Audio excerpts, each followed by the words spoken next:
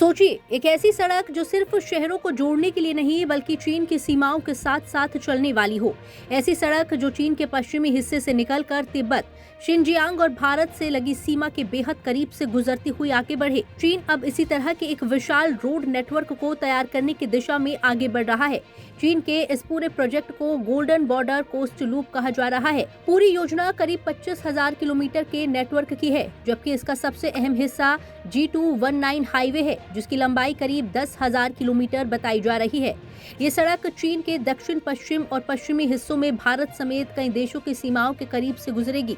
चीन का दावा है कि इसका मकसद दूर दराज के इलाकों को जोड़ना, आर्थिक गतिविधियां बढ़ाना और सीमा क्षेत्रों का विकास करना है। लेकिन सवाल ये है कि क्या इतनी बड़ी सड़क परियोजना को सिर्फ विकास की नजर से देखा जा सकता है?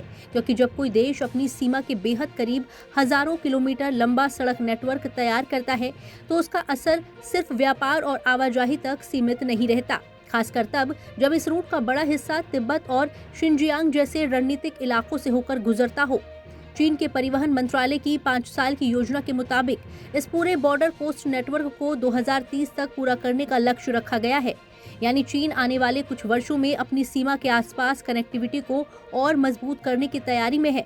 अब यहाँ भारत के लिए सबसे बड़ा सवाल है कि आखिर इस सड़क से चिंता क्यों जुड़ रही है।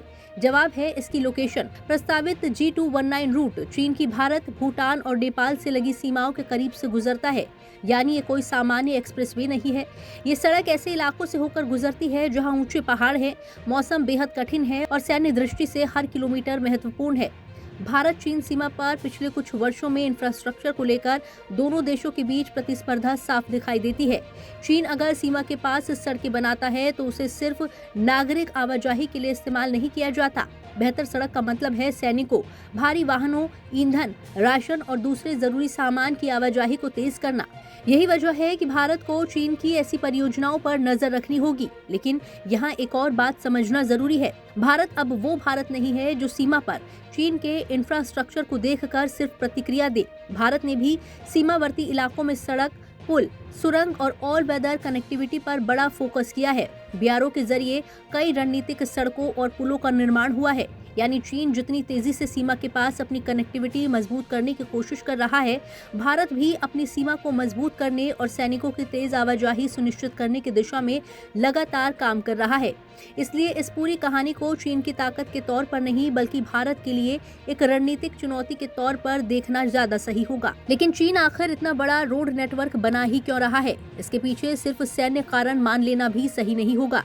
चीन के लिए तिब्बत और शिनजियांग जैसे इलाके आर्थिक और प्रशासनिक रूप से बेहद महत्वपूर्ण है। इन क्षेत्रों में सड़कें पहुंचने का मतलब है बाजारों तक पहुंच बढ़ाना, स्थानीय अर्थव्यवस्था को जोड़ना और बीजिंग का प्रशासनिक नियंत्रण मजबूत होना। चीन की अपनी 2026 की विकास योजना में भी सीमा क्षेत्रों में शहरों, कस्बों और गांवों के विकास, सीमा प्रबंधन और सुरक्षा को मजबूत करने की बात कही गई है। यानी चीन इंफ्रास्ट्रक्चर को आर्थिक विकास और राष्ट्रीय सुरक्षा दोनों के साथ जोड़कर देख रहा है। लेकिन रणनीतिक नजरिए से देखें तो सड़क का महत्व और बढ़ जाता है। पहाड़ी सीमा पर सड़क सिर्फ सड़क नहीं होती, वो एक तरह की रणनीतिक लाइफलाइन बन जाती है। जहां सड़क होगी वहां पहुंच आसान होगी, जहां पहुंच आसान होगी वहां सैन्य और प्रशासनिक प्रतिक्रिया तेज होगी। और यही वजह है कि भारत को इस परियोजना की हर गतिविधि पर बारीकी से नजर रखनी होगी। साथ ही भारत के लिए सबसे जरूरी बात यह है कि जवाब सिर्फ चिंता जताकर नहीं बल्कि जमीन पर अपनी क्षमता और मजबूत करके दिया जाए। भारत के लिए बॉर्डर इंफ्रास्ट्रक्चर अब विकास का विषय भर नहीं है बल्कि राष्ट्रीय सुरक्षा का अहम हिस्सा है। तो कुल मिलाकर कहानी साफ है। चीन करीब 25,000 किलोमीटर के विशाल बॉर्डर कोस्ट रोड नेटवर्क की योजना पर काम कर रहा है और इसका करीब 10,000 किलोमीटर लंबा G219 हिस्सा भारत समेत कई देशों की सीमाओं के करीब से गुजरने वाला है। चीन इसे विकास, कनेक्टिविटी और सीमा क्षेत्रों को मुख्यधारा से जोड़ने की योजना बता रहा है।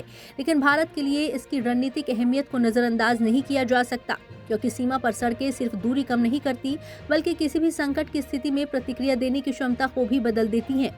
अब सवाल ये नहीं है कि चीन सड़क क्यों बना रहा है, सवाल है कि भारत अपनी सीमा पर उससे आगे निकलने की तैयारी कितनी तेज कर रहा है। और इस मोर्चे पर तस्वीर पूरी तरह एक तरफा नहीं है।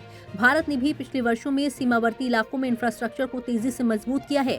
यानी चीन अगर पहाड़ों में सड़क की ताकत बढ़ा रहा है तो भारत भी अपनी सीमा को सड़क, सुरंग, पुल और आधुनिक सैन्य ढांचों से मजबूत कर रहा है। इसलिए चीन की 10,000 किलोमीटर वाली सड़क को देखकर घबराने की जरूरत नहीं बल्कि इसे एक रणनीतिक संकेत की तरह समझने की जरूरत जरूरत है, क्योंकि सीमा पर असली बढ़त सिर्फ इस बात से तय नहीं होती कि किसके पास कितनी सड़क है, बल्कि इससे तय होती है कि मुश्किल से मुश्किल इलाके में कौन अपनी सेना, सामान और संसाधनों को कितनी तेजी और कितनी मजबूती से पहुंचा सकता है।